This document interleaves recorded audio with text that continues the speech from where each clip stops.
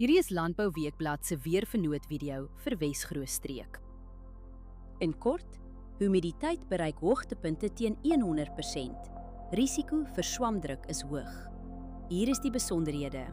Groeigraaddae sedert Januarie staan op 1316. Dit is 105 graaddae laer as die 5-jaar gemiddelde.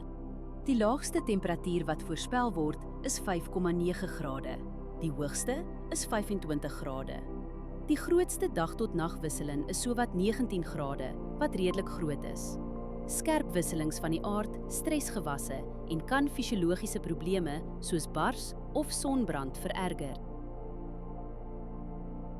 Geen reën word die week verwag nie. Al die vog kom uit besproeiing. Die ergste winddag is Woensdag met ongeveer 22 km/h. Vermy spuit op daardie dag. Nog 2 dae die week raak ook 15 km/h of meer. Hou windsnelheid op die dag self dop voordat jy spuit, asook windrigting, windvlae, temperatuur, humiditeit en delta T. Verdampen is die hele week onder 4 mm.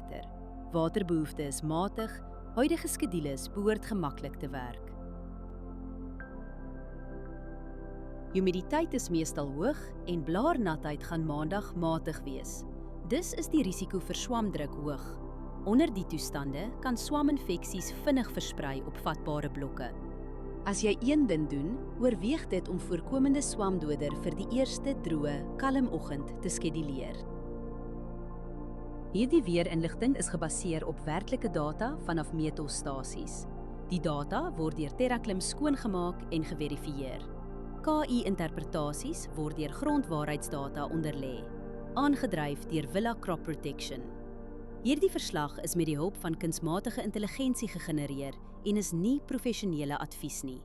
Ga na weather.villacrop.co.za en kies die weerverslag vir jou streek.